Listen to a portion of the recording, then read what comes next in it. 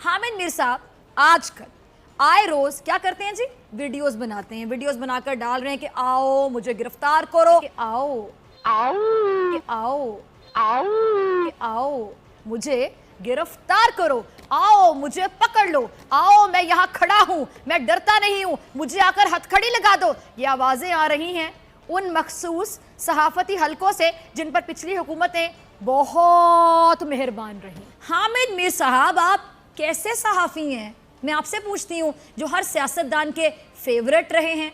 सियासतदान का फेवरेट होना क्या अच्छे सहाफ़ी होने की डेफिनेशन है, या वो सहाफ़ी अच्छा सहाफ़ी है जिसको हर सियासतदान चौक में चौराहे में बैठ के गालियां निकाल रहा हो कि कल मुझे बुरी तरह से एक्सपोज कर दिया। ये सवाल मैं अवाम से पूछती हूँ कि क्या ये बहुत बड़ा सहाफ़ी है जो हर सियासतदान की गुड बुक्स में यानी फेवरेट है, यानी फेवरेट है। फिजा खान तू भी तो इमरान खान की फेवरेट है, सही कहा ना हमने? हाँ क्या बोला, एक बार फिर बोलो। हाँ हाँ, हर सियासतदान आप पर मेहरबान रहा। कैसे, पूछ सकती हूँ मीर साहब? जरदारी साहब हों या फिर नवाज शरीफ साहब, दोनों आपको बहुत पसंद करते हैं, क्यों, वजह बताएंगे आप? नहीं।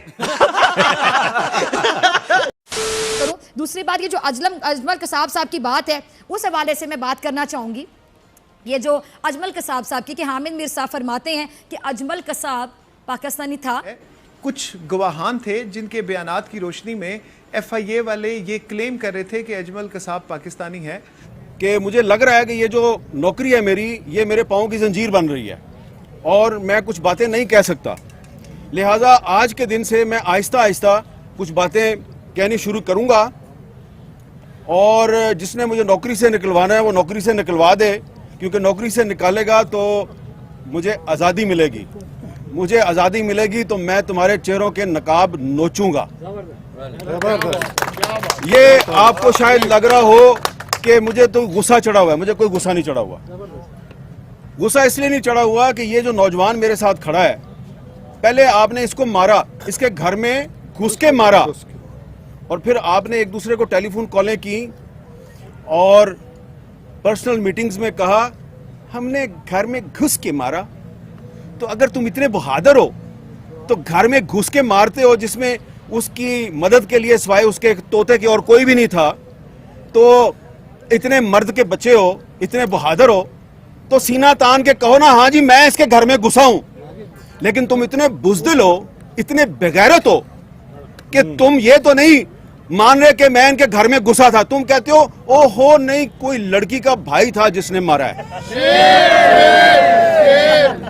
तो क्योंकि एक बहुत बेगैरत और बुज़दिल दुश्मन से वास्ता पड़ा है, तो इसलिए वो समझता है कि मेरा पता नहीं चलेगा, मैं नामालूम हूं।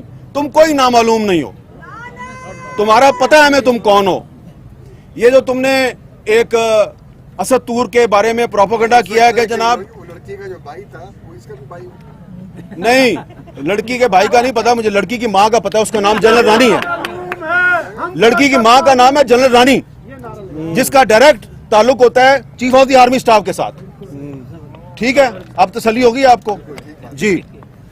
तो ये भी एक झलकी आपको बता दिया कि और भी जनरल रानी हैं, उनका भी नाम बताएंगे हम। ये मैंने इसलिए बात किया कि इसको मारा भी और फिर कहा कि ये तो जनाब पॉलिटिकल असाइलम लेना चाहता है। तो पॉलिटिकल असाइलम इसने तो नहीं लिया, पॉलिटिकल असाइलम तो तुम्हारे बाप परवेज मुशर्रफ ने लिया, जो चूहे की तरह इस मुल्क को छोड़ के भाग गया। इसके बैंक अकाउंट्स चेक करवाओ, असद तूर के बैंक अकाउंट्स चेक करवाओ और परवेज मुशर्रफ के बैंक अकाउंट्स भी चेक करवाओ, पता चल जाएगा कि गैर मुल्की ताकतों से फंडिंग किसको मिलती है। तुमने इससे नारा लगवाया इजराइल मुर्दाबाद, इसलिए कि तुम्हारी दाढ़ी में तिनका है, तुम चोर हो। तुम्हें पता है कि तुम हम लोगों के सामने बैठ के इजराइल के साथ सफारती ताल्लुकात की वकालत करते हो। जब तुम लोग पाकिस्तान के मीडिया को इजराइल के हक में एक नैरेटिव बनाने में नाकाम हो जाते हो, तुम देखते हो ये मीडिया तो हर वक्त इजराइल की मुखालफत ही करता रहता है, तुम्हें इस पे बड़ा गुस्सा आता है। तुम फिर कभी मतीउल्लाह जान को उठा लेते हो, कभी अबसार आलम को गोलियां मारते हो, कभी असद तूर को उठा के घर में घुस के मारते हो। फिर तुम्हारा एक और भी प्रॉब्लम है, तुम कहते हो जी हमारे टैंकों को जंग लग गया, हम लड़ नहीं सकते, इंडिया से दोस्ती कर लो। और मीडिया पे शिकवा होता है, मीडिया वालों हम इंडिया से दोस्ती करना चाहते हैं, तुम हमारे साथ ताउन नहीं करते, तो तुम मीडिया को फेंटी लगाते हो। कि मीडिया जो है ये इंडिया के साथ दोस्ती में हमारे नए नैरेटिव जो है उसकी मदद नहीं कर रहा। तो इजराइल के मामले पर और इंडिया के मामले पर ये मीडिया जो है ये उस नैरेटिव पे खड़ा है जो पाकिस्तान के अवाम का नैरेटिव है, जो कायदे आज़म मोहम्मद अली जिन्ना का नैरेटिव है। हम उसी नैरेटिव पे खड़े रहें कि अब अगर आप हमारे घर में घुस के मारेंगे ना हमें, तो हम आपके घर में तो नहीं घुस सकते, आपके पास टैंकियां और बंदूकें हैं, लेकिन हम आपके घर की अंदर की बातें आपको बताएंगे और ये भी बताएंगे कि किसकी बीवी ने किसको क्यों गोली मारी और उसके पीछे कौन जनरल रानी थी। समझ आ गई है ना मैं क्या कह रहा हूं। अब अगर आइंदा किसी सहाबी के घर में घुस के तुमने उस पर तशद्दुद किया, हम बताएंगे कि तुम्हें तुम्हारी बीवी ने गोली क्यों मारी। बस इतना ही बताना था कि अगर फौज ये चाहती है कि उसको क्रिटिसाइज ना किया जाए, अगर फौज ये चाहती है कि उसकी इज्जत की जाए, अगर फौज ये चाहती है कि उसको बुरे नामों से ना पुकारा जाए पाकिस्तान में, तो उसको अपने आप को दो जगहों से हटाना होगा। एक तो बिजनेस, जो कारोबार आप लोग करते हैं, हर जगह पे हर चीज का कारोबार जो आपने खोल के रखा है, ब्रेड से लेकर और जमीनों तक, वो आपको रोकना पड़ेगा, उसमें से आपको निकलना पड़ेगा। और दूसरा पॉलिटिक्स, हर जगह पॉलिटिक्स में आप लोग घुसे हुए हैं, हर जगह पॉलिटिक्स में आप टांग अड़ाते हैं, हर जगह आप अपने अननेसेसरी, जहां जरूरत नहीं है फौज की वहां भी आपने अपने लोग लगा रखे हैं, चाहे वो स्टील मिल हो, PIA हो, चाहे कोई भी इदारा हो जो कि सिविलियंस के लिए बनाया गया है, वहां पर भी एक रिटायर्ड फौजी ही बैठा आपको नजर आएगा। अब तो मुझे ऐसा लगता है कि आहिस्ता आहिस्ता करके मेरे ख्याल है कुछ टाइम के अंदर ही जो है वो हर टीवी चैनल के ऊपर भी जर्नलिस्ट हटाकर और एक रिटायर्ड फौजी ही बैठेगा और वही टॉक शो करेगा। पाकिस्तान के प्रधानमंत्री इमरान खान अब लोकतंत्र का चौथा स्तंभ कहे जाने वाले मीडिया का गला घोटने शुरू कर दिया है। पाकिस्तान के वरिष्ठ पत्रकार हामिद मीर को सेना और सरकार के खिलाफ आवाज उठाने और सवाल पूछने के कारण न्यूज पढ़ने से रोक दिया गया है।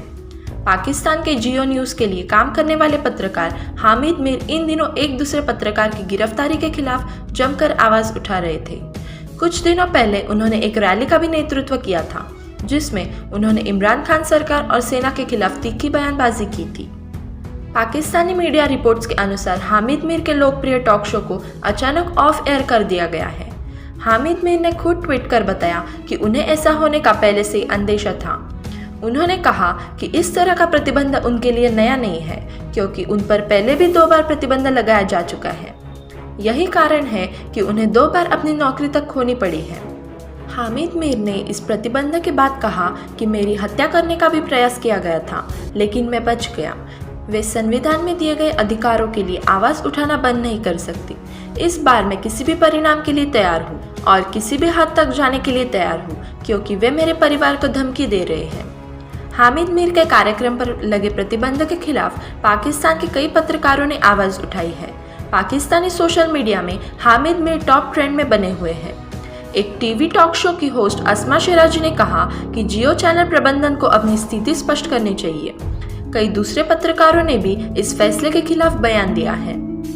बताया जा रहा है कि हाल ही में पत्रकार असद दूर के समर्थन के एक रैली में हामिद मीर की कठोर टिप्पणी ने सरकार और सेना में भय पैदा कर दिया था। यही कारण है कि सरकार के आदेश पर जियो प्रबंधन ने उनके कार्यक्रम के प्रसारण को बिना कोई कारण बताए बंद कर दिया है। जियो एडमिनिस्ट्रेशन के सूत्रों के मुताबिक हामिद मीर को कुछ दिनों के लिए छुट्टी पर भेज दिया गया है।